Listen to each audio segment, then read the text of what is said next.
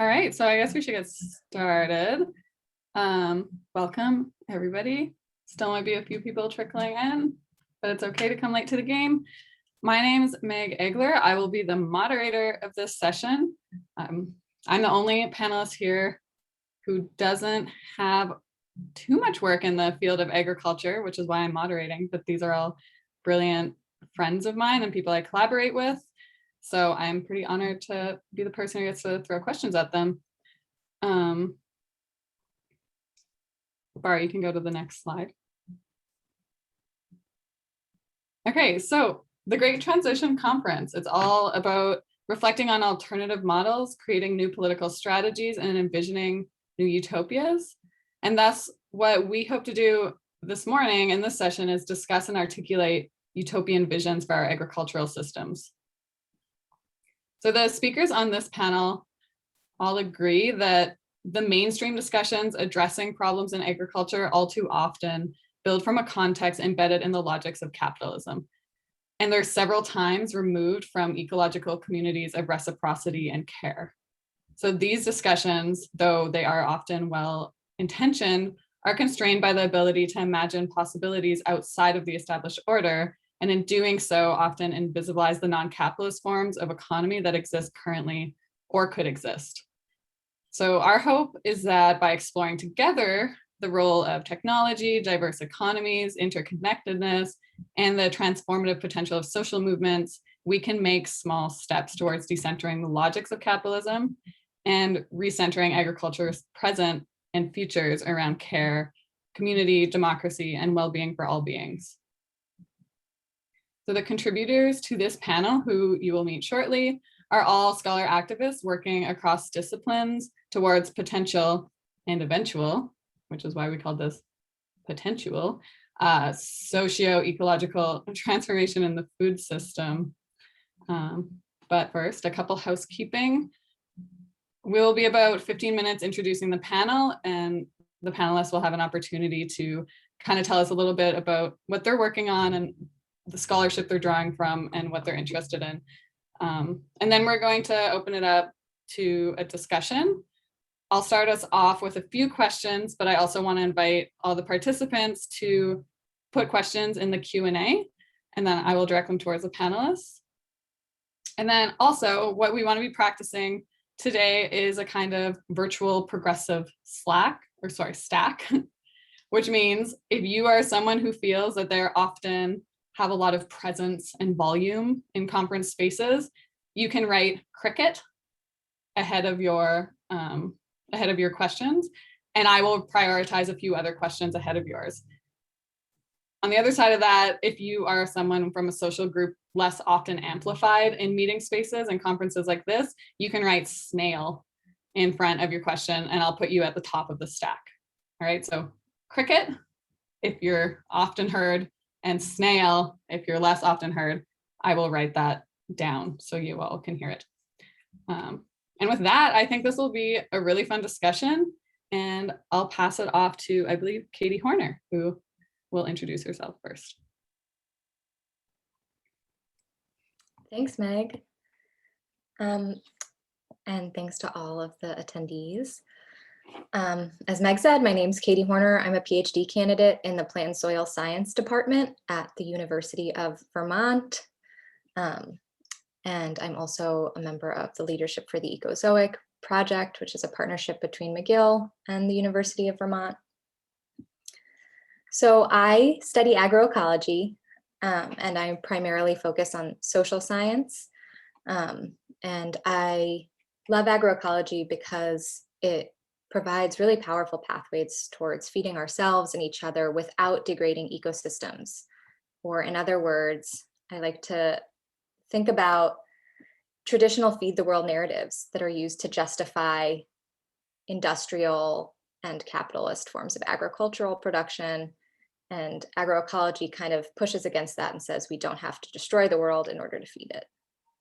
My big picture motivation is trying to understand what enables equitable collaboration and collective action to transform food and ag systems.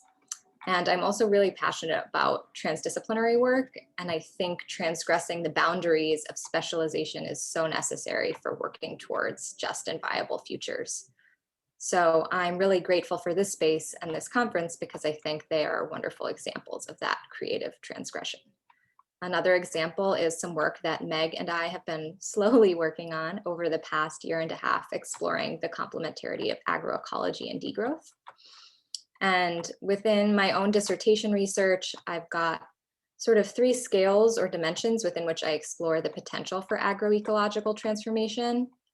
Part of my work focuses on pedagogy and how the ways that we teach and learn about agroecology influence our capacity for collective action. So I'm really curious about how we can honor multiple sources and types of knowledge within the context of the academy, which has such narrow and colonial notions about what counts as valid knowledge.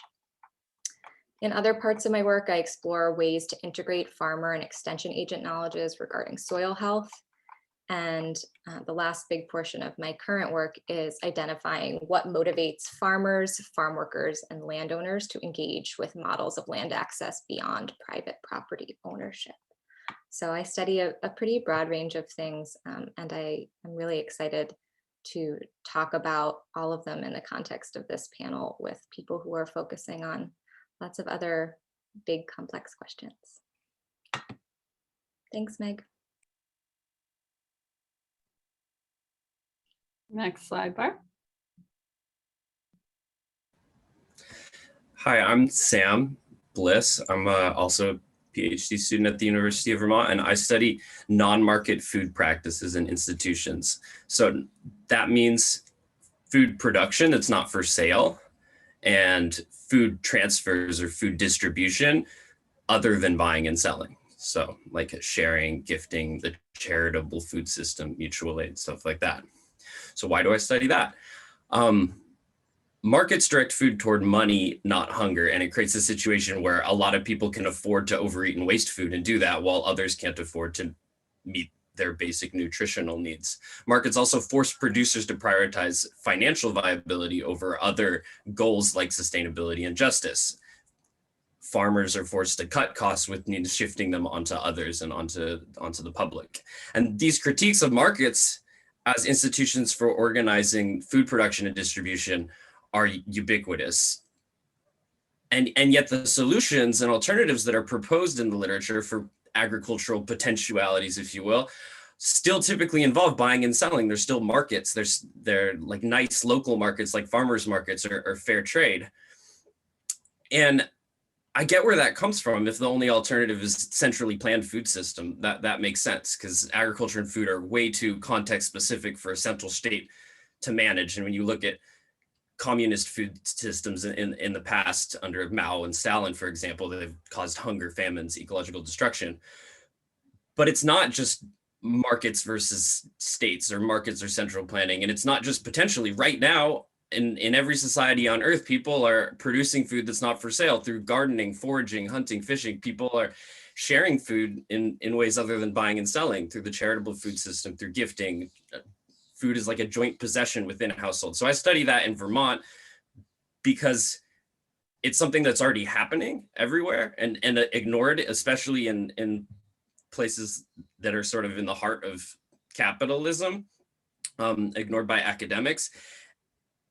And it holds the seeds of, for me, the agricultural potentialities. I think when we're freed from having to produce food for sale, having to distribute it through buying and selling, a whole world of other, or whole worlds, if you will, of other diverse institutions for organizing food systems emerge and are already existing. So yeah, that's me and what I'm interested in.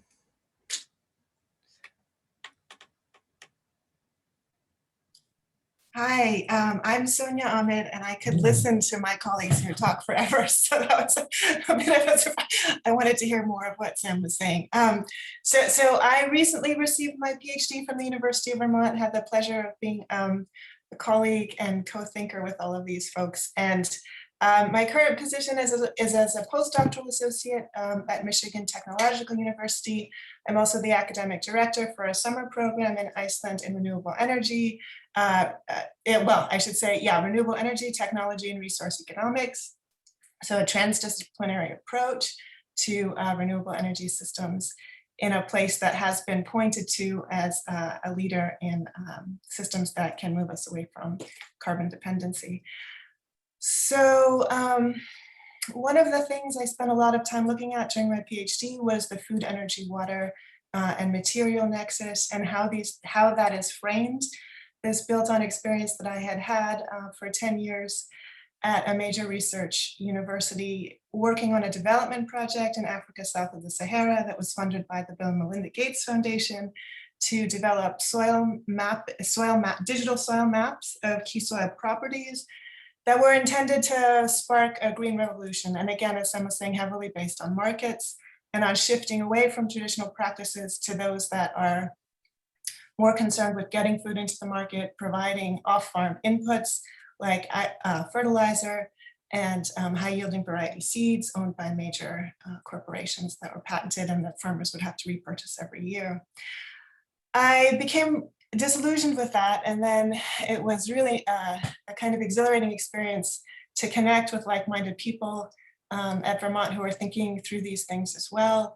And so I brought that perspective to this look at food, energy, water systems. My nominal focus in Vermont was on energy systems, but I really wanted to integrate that with a close look at food and water systems as well, and wanted to shift this framing away from the focus, sort of technological or technical focus on inputs from one system to another. So how much water do we need to produce food? How much energy do we need to produce food and potable water?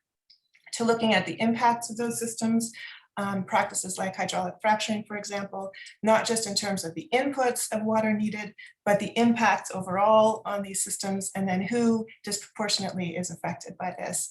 And looking then at not only inputs of these systems, but who has access to end products, and also to direct ecosystem provisioning. So how do people have direct access to land, to forests, to the places that have provided food, energy, and water for millennia? And then of course, who has control over these systems? I could keep talking, but I'll stop there and happily turn it over to Lindsay, who I had the pleasure of collaborating with on some of these topics. Thank you, Sonia and everybody. So I'm Lindsay Barberi. I'm a PhD candidate in natural resources at the Gund Institute at University of Vermont. And similarly, I've had really the pleasure and honor of working with all of these folks on the panel here. So I'm really excited to be here and having these discussions. So coming kind of off of what Sonia was just saying, my work really focuses on soil and technology and sort of soil relationships within agriculture. So in particular, I like to think about it as like soils being fertile grounds for sort of creating and propagating relationships between humans and each other, humans and other beings, and land and non-living entities as well.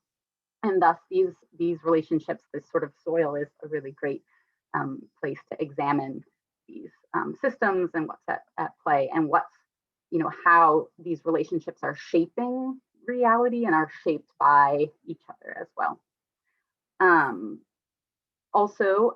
So within that, I also think it's important and really maybe salient to this panel as well, that of course humans as a group are not special or unique in relating to the world and soils at all. And there's other species that also practice agriculture and are in soil relationships that are really important within agricultural sort of systems. So really important. However, humans do have a large impact, both in terms of extent and expanse and weight on the landscape. So really important things that can cause sort of challenges, particularly within agriculture. So these shapings that I study in my own work are things like, how agriculture is both shaped by and affects climate change. So how agricultural practices and soil practices in particular emit large quantities of greenhouse gas emissions into the atmosphere, and then thus, contribute to climate change that then also goes back and affects the soils and agricultural production that's occurring. So that's one example of that sort of relationship that I study in particular. And then where the technology piece comes in is really thinking about how, when we set up these questions of challenges within agricultural systems, such as climate change, food security, drawing a lot from what Katie was just saying about these sort of narratives of sort of urgent problems, but then the way that that's shaped the stage for then where technology comes in to try to solve these problems, and that in the sort of solution space of solving these problems is usually actually about reinforcing sort of supremacy and power and consolidation of power and wealth that actually exacerbates problems like climate change, for example, and food security. So so sort of this idea that technology in use and in service to goals that aren't really like well critiqued or thinking critically about these sort of urgent goals can actually just exacerbate them. And I think I'll stop there and pass it on to Christian.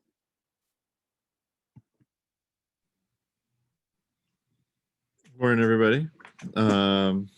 So my work in thinking about agroecology and agricultural ecosystems is coming from kind of a different place than other folks. I graduated from UVM last summer, and I studied entomology. So I was in the insect agroecology lab. So I was really focusing on looking at the relationships of insects to agricultural plants and humans and pesticides, and kind of this sort of more what sort of the academy considers like natural sciences or the hard sciences, looking at genetics and ecology and evolution, and looking at these different sort of biological aspects of our relationships to other species and how they evolve, how insects evolve when they're in agroecosystems, and how they evolve when they're exposed to pesticides, and how that changes the way that they are. And one thing that I was struck by over the course of the process was at the sort of in the world of entomology and at the entomology conferences that I would be going to every year, there was very little sort of critical assessment of our relationship with insects, or really thinking about sort of what the underlying frameworks that folks were using to understand sort of how we interact with insects. There's kind of like a dominant paradigm of thinking about insects as pests, or insects as non-agential, not really sort of within any moral sphere of care that we really consider, besides maybe an example of like butterflies and dragonflies and certain insects that we do care about more. And so I think over like through that process, I started thinking more about these sort of the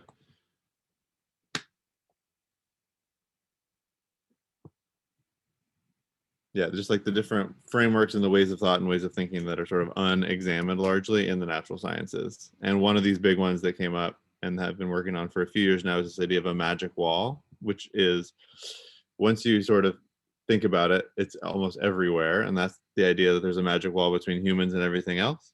And that there's some special, either some special thing about humans, or there's something that makes us uniquely unique. And so it comes up in almost every. So I was just noticing when Katie said feed the world, that generally means feed all humans. And that's something that I've said in the past too. And so that's something that's like, we don't mean feed all crocodiles when we say feed the world. We kind of like have this, where the world is human. And so been thinking about how to move beyond this framework of insects as pests, and then going sort of sort of a series of small projects looking at various aspects of relating to other species and also human constructs, and using relationships with other species to sort of critique those and bring attention to them. So thinking about like money as a construct that we often use in food systems to think about, like Sam said, but whales don't use money, potatoes don't use money. We can't use money to relate to all these, everybody who doesn't, all the beings who don't use money.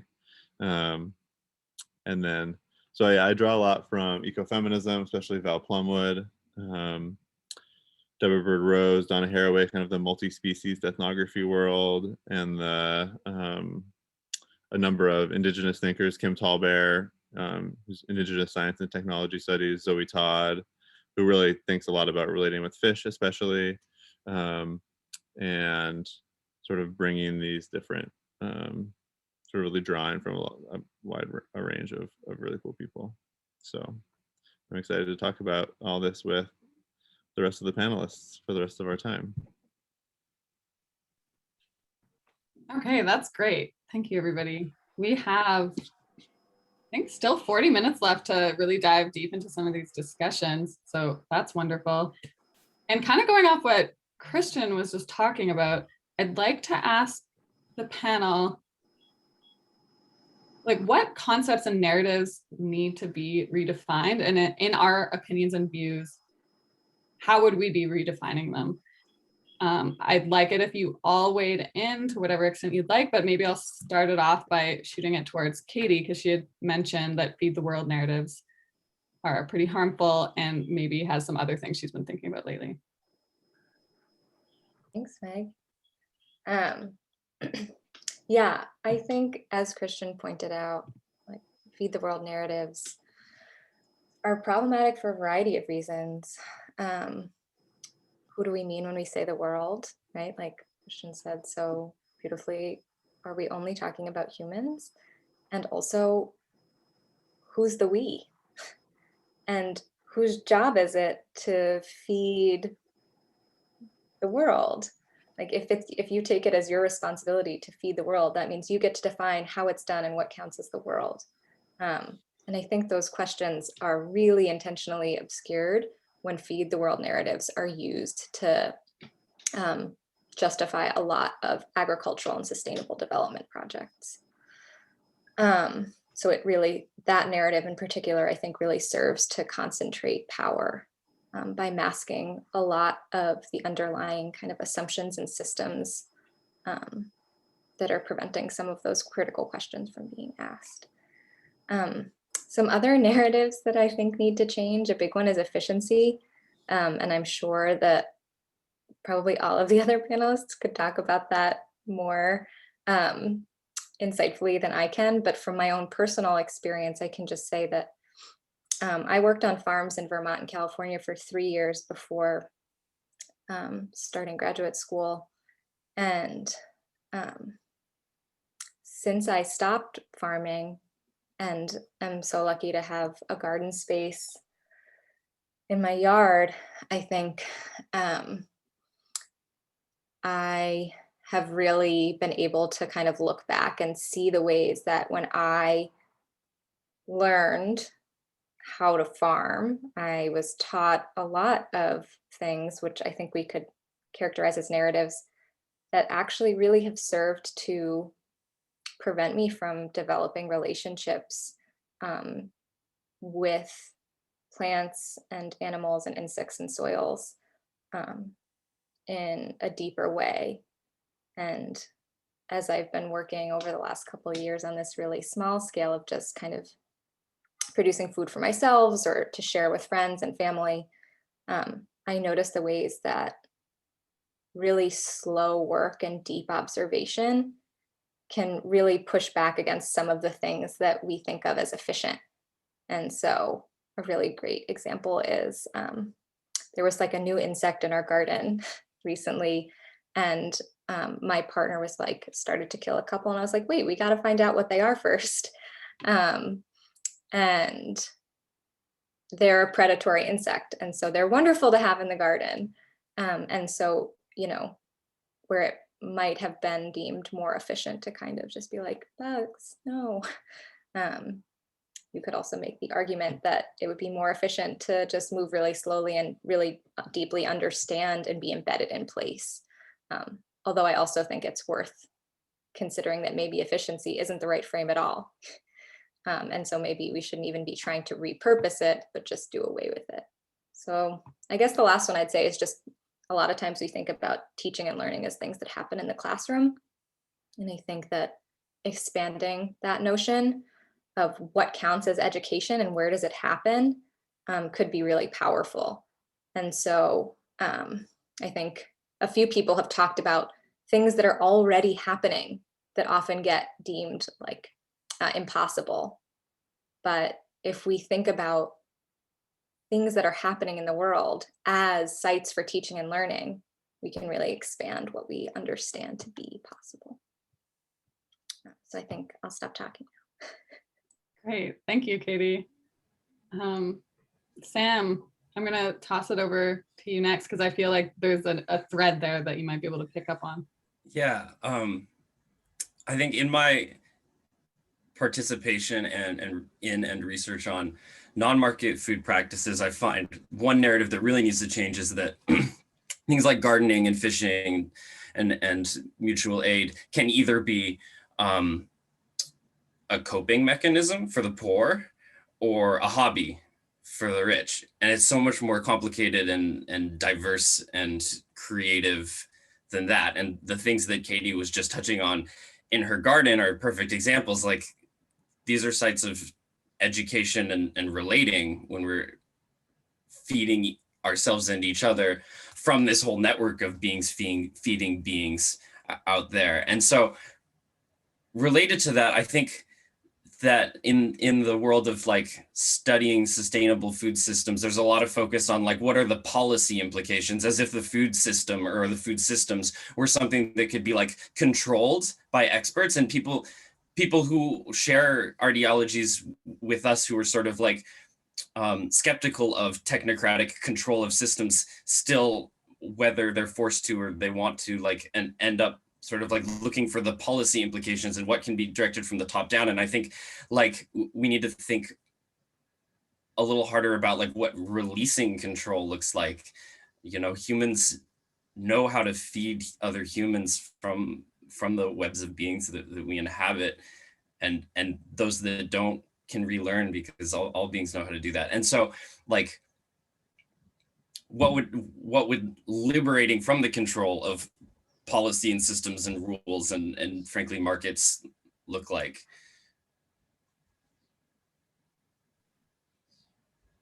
Yeah, that's a really good question. Sorry, Sonia, if you're not ready for this, but I just saw it. Sorry. Go ahead, Meg. I'll let you set it up. Well, Sam, I think segued us nicely towards talking about both the concept of development and the narratives that go along with that within agricultural landscapes. And I was hoping you'd be able to touch on that. Yeah, absolutely. I could listen to all of you talk forever, and every sentence I feel like is a cascade of like other interesting connections and responses. So I'll do my best on development. I think, so I saw that one play out in the global context with development agencies in the North, again, and Bill and Melinda Gates specifically was funded, by tech. So which is interesting, right? So Bill Gates capitalized on a rigged system, so to speak, that allowed this sort of new domain of personal computing in the 1980s to create massive wealth because of loopholes in, American tax policy and other things. He then had, astronomical, unimaginable amounts of money, right? Which is also this nebulous, slippery concept that has an element of magic to it too, that we buy into through these systems, and then decided, with the predispositions that he had and the understandings of the world based on the education he was given, that it fell upon him to try and save the rest of the world and make sure it got fed. And so the mischief that can do in a global market, I'm using the word too, in a global system that is already the reverberations of 500 years of capitalist thinking already setting up certain systems then permit that to redefine agricultural landscapes in specific places. And I saw this happening in Africa South and the Sahara, where they were really trying to redefine how food was grown, who was getting the benefit, and the dependencies that they could create almost from scratch in places where it hadn't already happened. And yet there were other kinds of exploitations of the land by colonialists that already had transformed the landscape. So I think I will stop there with apologies that doesn't hit development exactly, but I hope it gives you all enough to work with. Thanks, Sonia. I think that was perfect. And also, yeah, just another great segue to, I think, a lot of the work that Bar does. Yeah, and it's funny, Sonia, as you were talking about, we talked a lot about development programs in particular, and there are people that I work really closely with from programs like the CGIAR centers, which are specifically centers around the world that are working on ostensibly how to grow more food, get more food to more people better, within ecological context. I work particularly within the climate change sort of program within that. But these are sort of development groups that are funded by particularly Bill and Melinda Gates, but other sort of foundations and technology farming or technology kind of like systems as well. And I would say just in my own work, particularly within sort of the technology space within computing and emerging technologies for monitoring and precision agriculture, these sorts of things that are currently being rolled out as solutions to a variety of ecological and justice related problems. But as I said, are probably just entrenching those problems. But nevertheless, a lot of these things that are being considered within this sort of development space are like, I was just talking to somebody recently, sort of anecdotally, but I think this is really important, is that a lot of the folks that are in the sort of Syngentas and Bayers and large sort of for-profit corporations in the agricultural space of creating fertilizers and seeds and trying to make profits and money in these spaces, a lot of the people that wind up in the development world are actually transitioning from those like high-powered sort of corporate worlds into like, once they've made a lot of money there and are like, I want to just solve the challenges of the world, and then they go into these development spaces and still with the same logic and things. So I think, yeah, again, just like really picking apart at the development narrative is important. And just really, really quickly also wanted to re-highlight the narrative, back to the question, Meg, of what narratives do I think need to be challenged. It's really just this, I said it before, but the urgency narrative. I think when there's problems that are truly and like actually do feel urgent to solve in terms of, or to solve in terms of climate change and food and, people being hungry. So if we're talking about problems that everybody can kind of, or there's a feeling of that being an urgent thing that needs as much attention in whatever way immediately, that often is sort of like exacerbates and really narrows the solution space, and the people that already have the power and the wealth and are already privileged by the system are able to craft that, because when things are happening quickly in urgent ways, it's it's like using the same sort of like trenches that already exist. And so I think really, however we can, or like in terms of breaking down narratives, however we can shift urgency to being like, these problems are, maybe they are urgent, but like really prioritizing the time and the relationship it takes to look at plural values and bring in more care and different ways of criticizing systems and critiquing things, and not just going with the easy, like what kind of Sam was saying, like policy relevant things because problems are urgent. So yeah, urgency, definitely a big narrative. That's great. So I think what we've established is maybe in our version of an agricultural utopia, we have less big agriculture chemical companies and tech companies, but maybe that means that we need to rethink our relationships with what we conventionally might call weeds and pests, which I then think the natural place for me to throw this ball is towards Christian. Thanks, Meg. Yeah, this has been something that sort of really came together right at the end of my PhD program, thinking about this. And it was actually reading a bit about sort of the frameworks, and I'm forgetting the folks who sort of come up with this, but sort of the social construction of identity. And so this was in the context of invasive species, that the article that I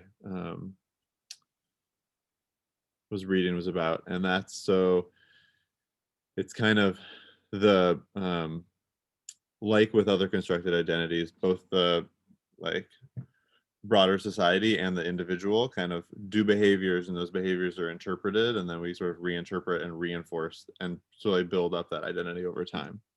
And so with gender, it's kind of like, you think about like, oh, well, like someone who we might, like a child we gender as female, we'll give them pink things, they do that, they get positive reinforcement, and then you kind of like get sort of built identity. And so with invasive species or weeds or pests, sort of a similar process where they do what they want to do to live a full and vibrant life, and then we attack them or something, and they then, if they thrive in the face of that, then we enter this relationship where they do well in the environments that we build. We want to plant 10,000 acres of potatoes, and then the potato beetle's like, wow, this is great, it's just potatoes forever.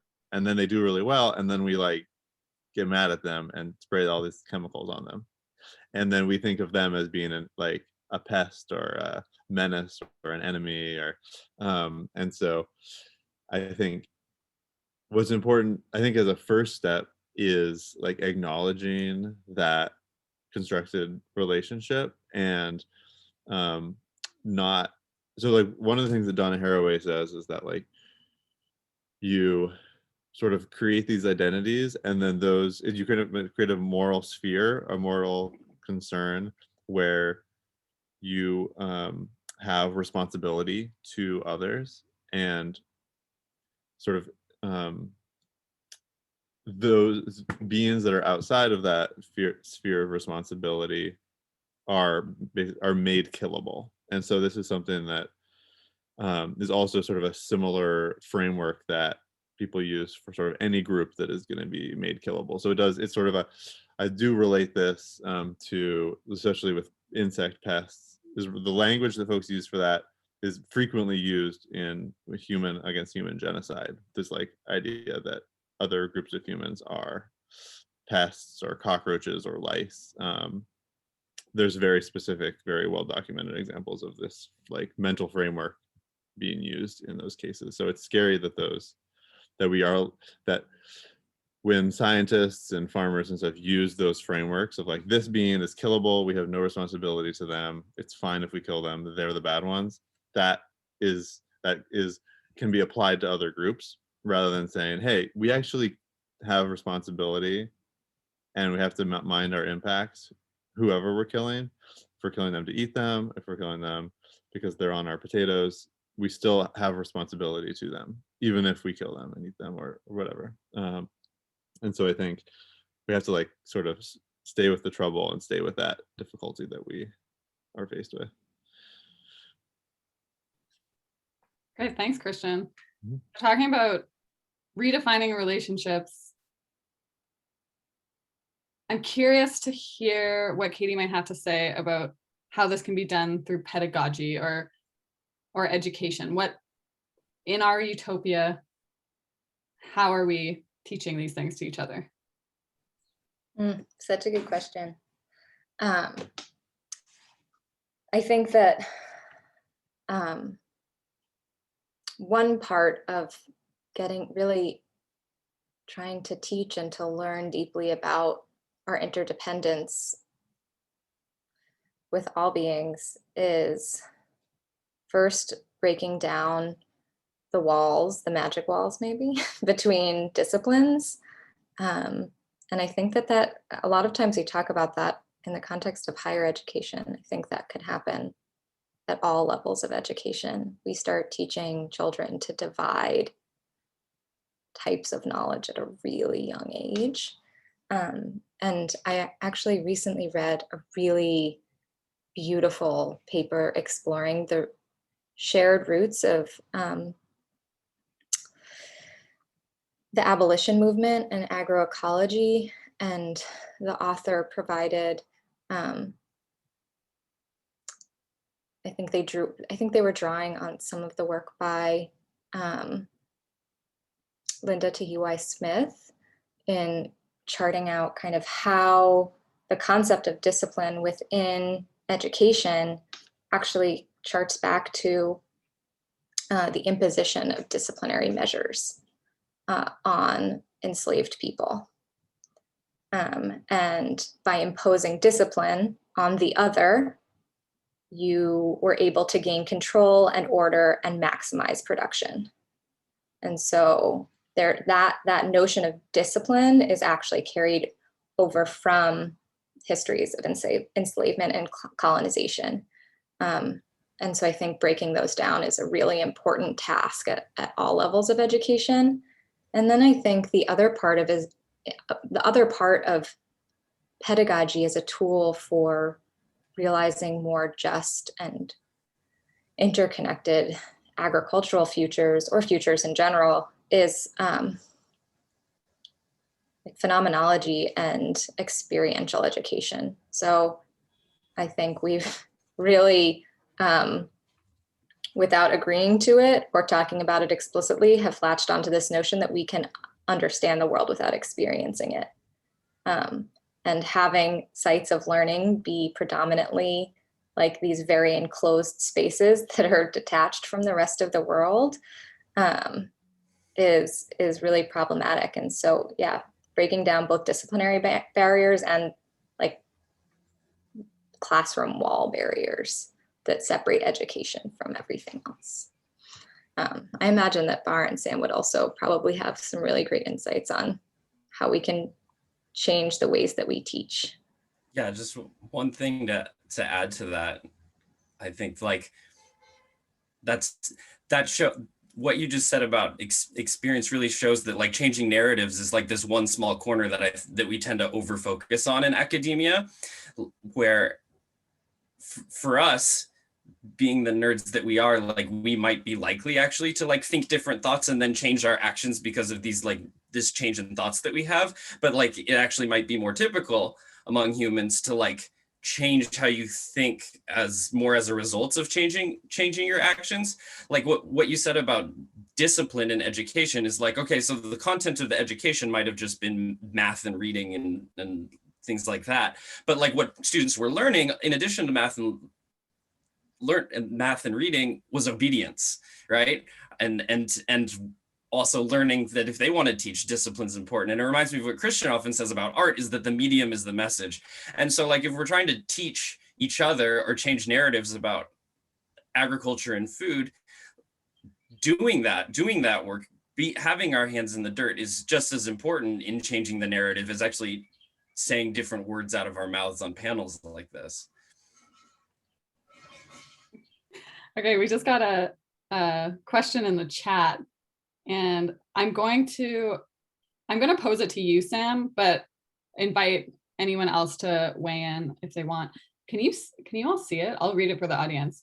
Okay, so for the audience, the latest studies of environmental impacts, sorry, this is from Eric.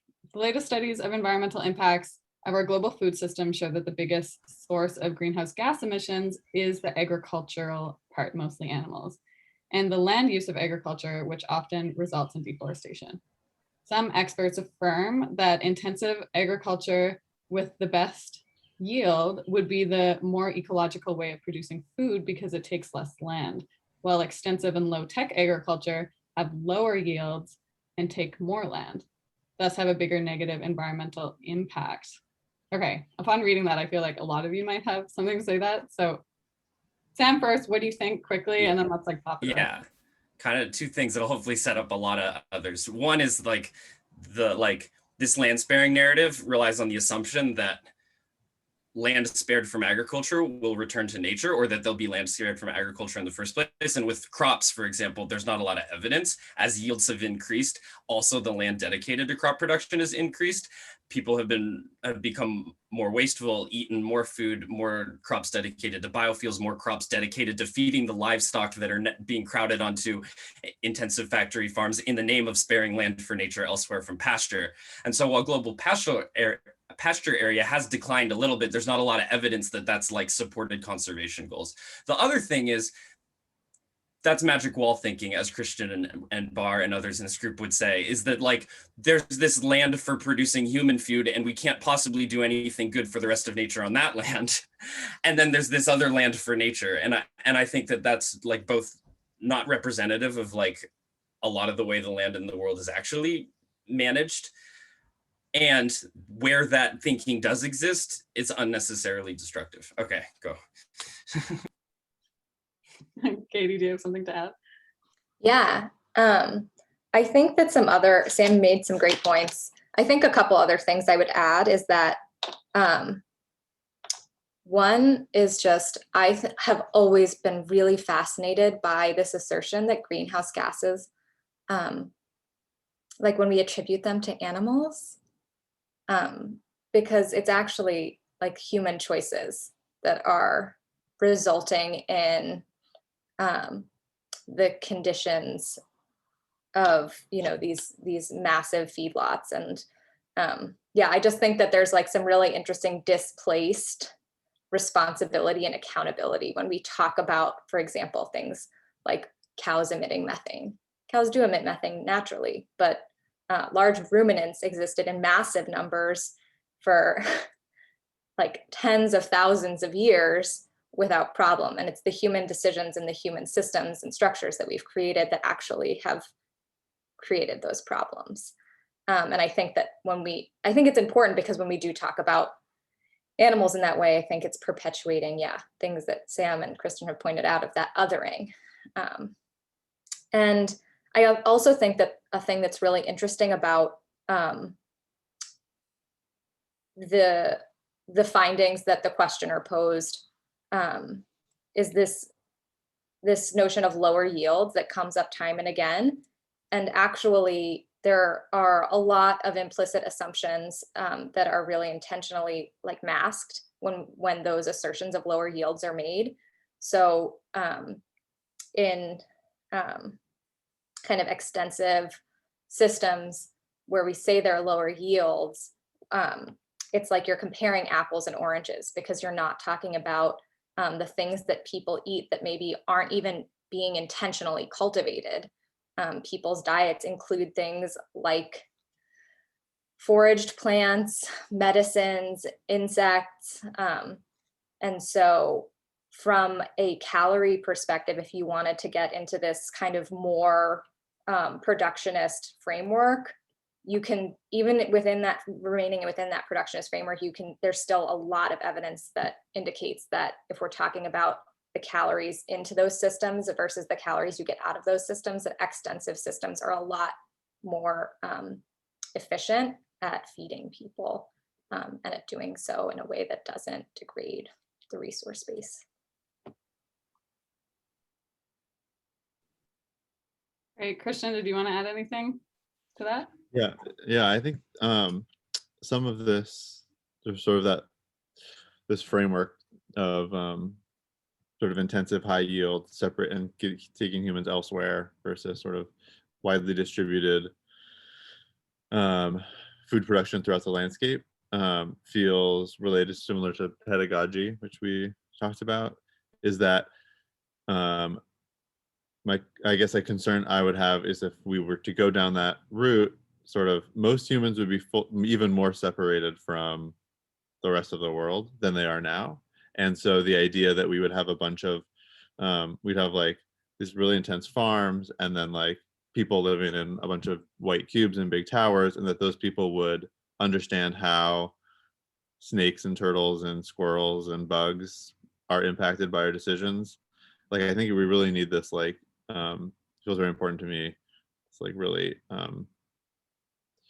sort of embedded relational outside most of the time when you can, way of relating to food, like those we eat, and the sort of everything that goes into a garden and farms and things like that, to for people to be able to make the choices about things that would lead to, rather than sort of a separation narrative, which might lead to more sacrifice zones or areas that we're just going to abandon or fill with toxins or things like that, because they're not useful. And so I think even if the yields were less, I think the framework of relating and living is like, why do we need to be efficient? Why do we need high yield? How do we like relate better? Yeah. And Christian, you always close with a really good end question. How do we relate better?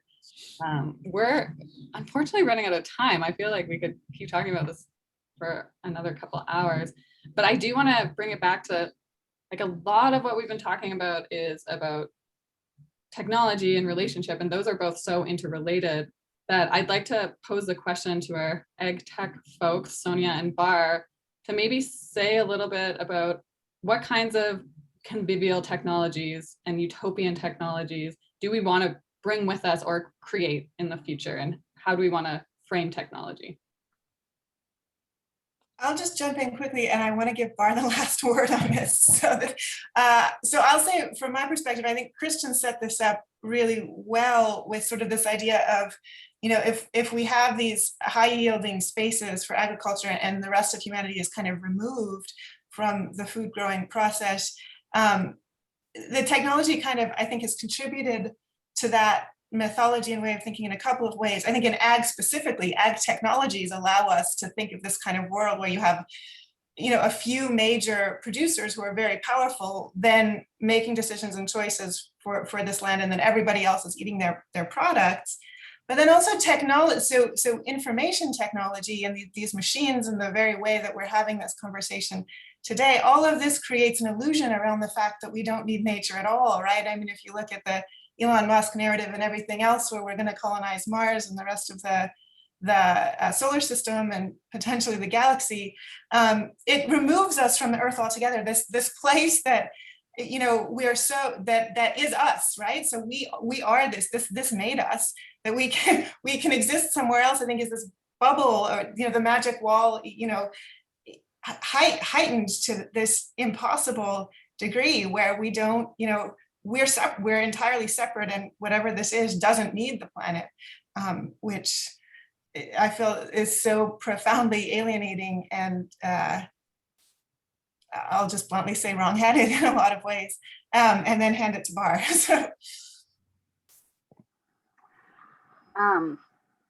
Great. This was such a bubble of conversation that I frantically wrote some things down and want to try to sort of summarize, because I think there was something really well said that I kind of want to draw out from what sort of everybody just answered, relating to the kind of extensive food growing systems, and this idea of, like, if we're growing food and procuring food and sharing food more extensively throughout the landscape, the idea that these spaces are sort of like taking up more nature, as sort of like, well, if we challenge that and think a little bit about bringing that practice to bear that, like, Sam and Katie have been talking about pedagogy and like enacting and doing, and the way that shifts thinking by doing, we can think about growing food in spaces that are closer to us, and so that we're more embedded. So, like, for example, digging up greenways in cities and planting gardens and growing food within and amongst, like, developed spaces in terms of like concrete and land like that could then support more food and more more gardens within these spaces.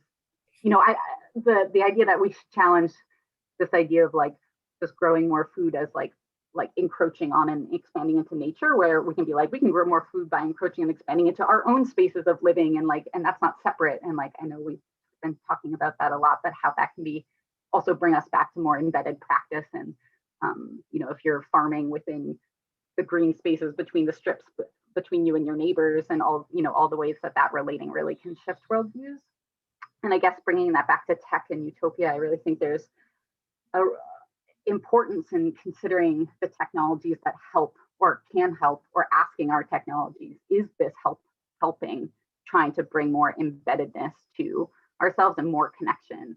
So one quick example that I'll use is from a group called Farm Hack, which is like they create agricultural technologies that, for example, are like chairs that can roll along the field, that so people with like back problems can still, you know, work in the soil and can like be in, you know, in sort of spaces and ways that they can still grow food and be more embedded and like be more connected. But the technology is just sort of helping that happen because, you know, there were problems in terms of like, yeah, of, you know, people just with like back problems and things. So yeah, so I guess like reframing it as like how can technology just sort of help create the embeddedness and the connectedness that we've been talking about, both on a small scale and on large scales.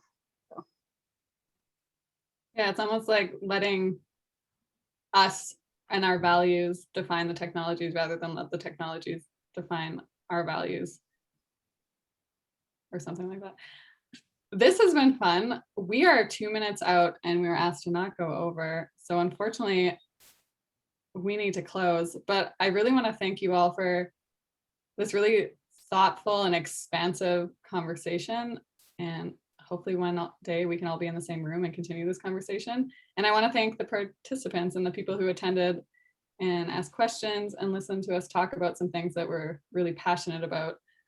To close, I thought it would be fun if we just did a little round and everyone said 1 or 2 words. You can answer more than once if you want, of things that we think or we would like to see and are integral to a utopian agricultural future. So I'm going to start us off with an easy one so that y'all can't take it up. Embeddedness. Gifts. Absence of money. I'm cheating because that was Sam's. Gentleness and justice. More bugs.